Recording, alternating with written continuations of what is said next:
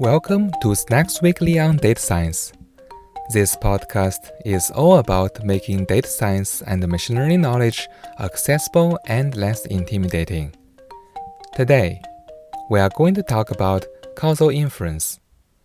This episode is based on a tech blog titled Introducing Boulder, Tripadvisor's self-service experimentation tool for marketing, written by their engineering team.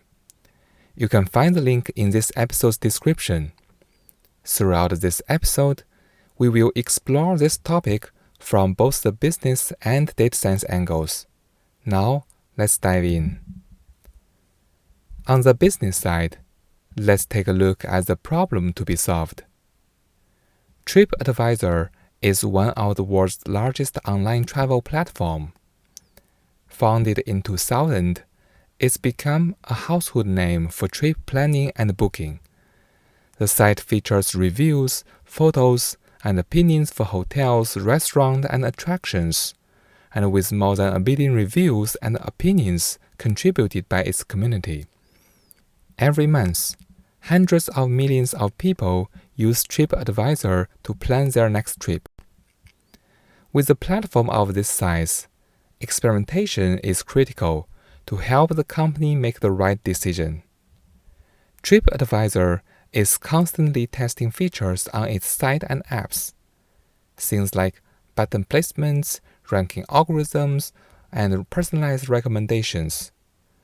These product experiments are powered by standard A/B testing tools. Randomization here is straightforward. Some users see the new feature, others don't. The results show whether the change improves engagement, booking, or revenue. But marketing is a very different story. Those marketing campaigns usually run off-platform, meaning that they are run on either Google Ads, Facebook, or through email. And there, clean user-level randomization usually not possible. For example, in paid search, whether someone sees an ad depends on the platform's targeting algorithms, not a simple random split. That makes it tricky to measure the true incremental lift of a campaign. Meanwhile, marketing spending represents a massive investment for the company, and making it critical to understand what works and what doesn't. Yet, the team realized that marketing experiments weren't truly democratized. Each test required significant involvement from a data scientist to design, execute, and measure, which slowed decision-making and limited the number of experiments that could run at scale. This was the challenge the team faced: how to find a way to bring the rigor of product A/B testing into the more complex and less structured world of marketing. Now that we've understood the business problem to solve, let's shift gear and dive into the technical side to see how the team tackled this challenge. The key methodologies involved in this self-serving experimentation platform is causal inference, and the main technique it uses is something called difference in differences, or DID. So what is difference in differences? In simple terms, it's a way to isolate the effect of a campaign by comparing how two groups change over time, one exposed to the campaign and the other not. Instead of looking at the raw outcomes, difference in differences looks at the differences in trends. Here is an example. Suppose Tripadvisor runs a marketing campaign in New York, but not in Boston.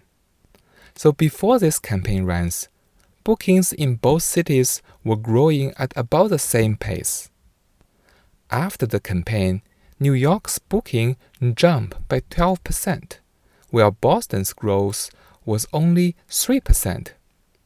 The difference in differences suggests that about 9% of New York's growth can be credited to the campaign itself, after accounting for the seasonality and the broader market factors. This makes difference in differences especially valuable for marketing. where randomization isn't possible. By focusing on relative changes, it cancels out many confounders, things like holidays, economic shifts, or seasonal travel patterns. But here is the catch. The DID method relies on a key assumption that treatment and control groups would have followed parallel trends if the campaign hadn't happened. In practice, that's hard to be guaranteed. No two cities behave exactly the same, so you can't just compare New York and Boston and call it good. That's why the team turned into a more granular level of experiment unit, which is DMA. DMA stands for Designated Market Area. It is a geographic region where the population receives the same set of media options, like TV or ads. They are commonly used in advertising, and here they serve as the building blocks for experimentation. Here is how it works. The system takes a large set of DMAs and randomly assigns them into candidate treatment and control groups. It then aggregates the outcome metrics, like clicks or bookings, by the daily basis and plots the time series for each group. When there is enough DMA, let's say about 50 of those, random bucketing helps balance out confounding factors. But the parallel trend problem remains. How do you know if the groups truly behave similarly before the campaign? The system addresses this by repeating the randomization many times. Each time, it applies a statistical test to measure how closely the group's pre-campaign trends align. After enough repetitions, the system ranks the splits and selects the ones that best satisfy the parallel trend assumption. This systematic search greatly reduces the burden on data scientists. Instead of manually controlling for every possible confounders, the system can automate the process, making large-scale marketing experiments both rigorous and repeatable. With this general methodology in place, the system has several key components to serve its purpose. The first component is about data ingestion. It connects directly to marketing platforms and the company's internal data warehouse, pulling in campaign data, cohorts, and outcomes like clicks and revenues.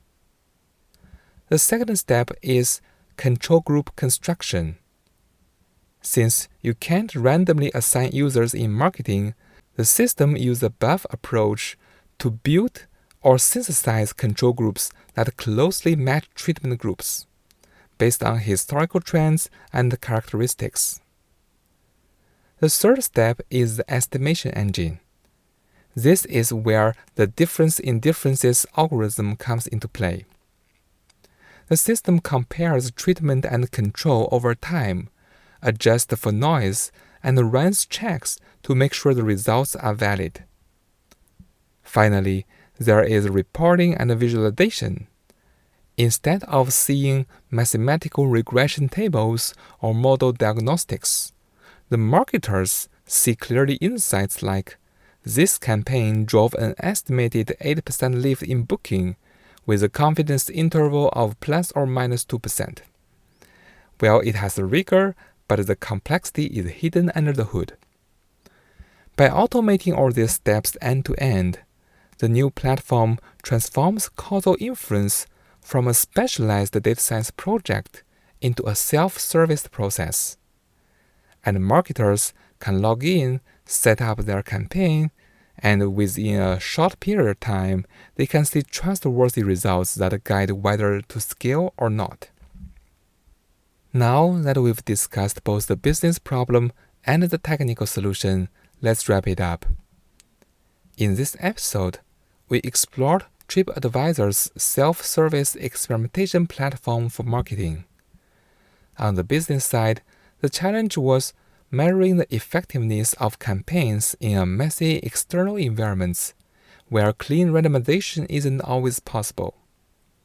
On the technical side, the team built a system that leverages causal inference techniques, especially difference in differences, to provide reliable estimates of campaign impact. By packaging all of this into a self-service tool, they empower marketers to make data-driven decisions quickly and confidently. If you like the content of this episode, please subscribe to the channel. Give me a 5-star review and leave a comment. Your feedback is very appreciated, and I'll see you next week.